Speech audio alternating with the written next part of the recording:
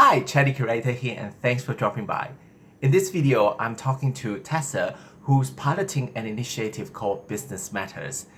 This is a new program that would deliver business training for participants of Arabic-speaking community and for carers and people with lived experience of disability. This program is delivered in partnership of Amaze and Ames Australia. Take a look.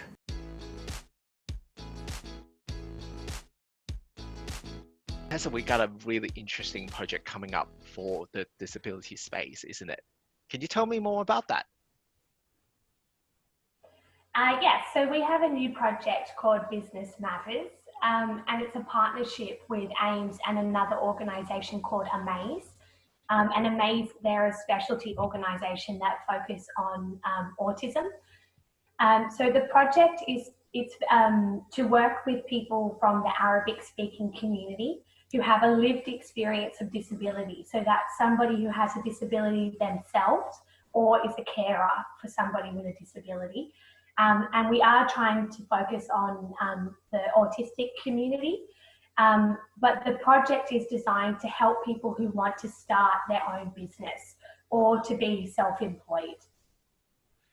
And just a little note there is because it's such a new and fresh concept. So we're starting somewhere, and there will be hopefully that when it works out that we might be looking into expand into different areas or different cultural groups, isn't it? Yeah, so this is a 3-year project. So the first year will be the pilot project. So I imagine we will have lots of different learnings that will come out of the first year.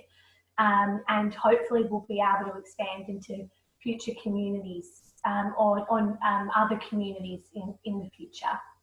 So I think it's important that we discuss some of the cultural barriers to setting up your own business or challenges. So Arthur, I know that you've been working on your own business. Have you faced any challenges or barriers? Oh gosh, yes. Actually, it's interesting. So I started my own 10 years ago, back in Sydney, and I think in terms of cultural that there's a bit of I wouldn't go as far as stigma, but sometimes that there might be a little bit of a stereotype, or there might be a different level of expectation. I know the communities that we work with, people with a lived experience of disability from a cold community can face many different barriers, both within their community itself, but also within the wider Australian community. So this can be stigma or taboo for their disability or just cultural understandings of how to run a business in Australia. Arthur, I know that establishing relationships and networks is vital for a business's success. Can you tell us a little bit about how you've managed this and maybe some of the challenges you've faced? Oh, look, I think for me that in the past years, when running my own business, is very important to not to hesitate to say hi and reach out and be there, let people know that you are there. But of course, at the same time, make sure that you have, for example, a website ready or content on your social media to explain who you are. Um, Look, this video is recorded in 2020. We're in the first recession in 3 decades. And I think that kind of thing, networking and having that relationship with your clients or other businesses is very important. One key thing is I network with a lot of other business or individual that have nothing to do with what I'm doing, or like, maybe they don't even need marketing help, but there's still no harm to reach out and simply be friendly and let people know who you are and what you do, because you never know, maybe someone they know might need your help. So that's one of the interesting things. Yeah. Yeah, exactly. So this project also will help establish some networks and business relationships for the participants. So they will receive mentoring from somebody who's already has established a successful business, so they can sort of leverage off their networks. But also the trainers will also be people who are in the business world or running their own successful business. So they should be able to establish their own networks and build relationships through the project. So yeah, so I think the key thing is, don't don't be afraid to connect. I think that's important.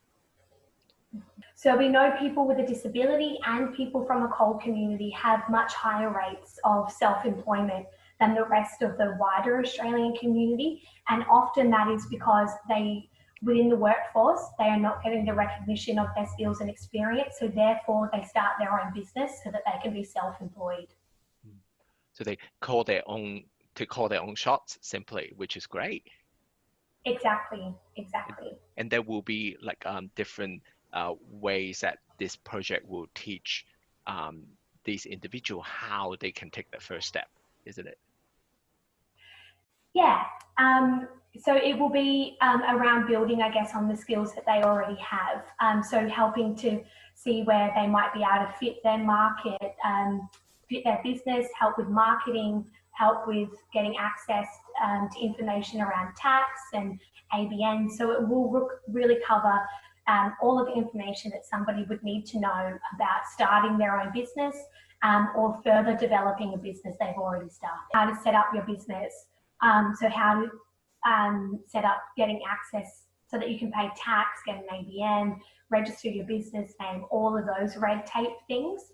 But probably I think what the biggest barrier people have for starting their own business would be access to funds. Yep. So both grants and additional startup fees. So it will give them access to some, not through us, but through other organisations that we can link them in with. So some financial supports for the startup fees.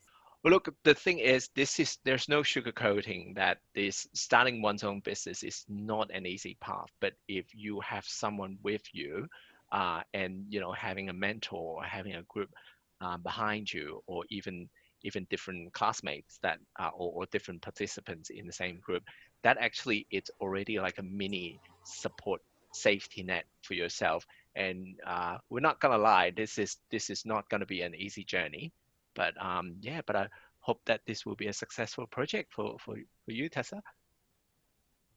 Great, thank you, Arthur. Would you like to add on that?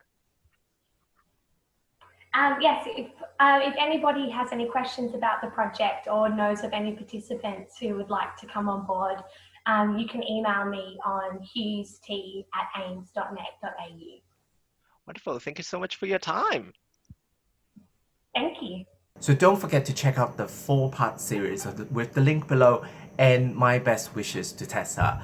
Now, should this program be successful, there will be more opportunity can be expanded to other communities. So please consider liking or sharing this content, because someone you know might actually know someone who can be benefited by this program.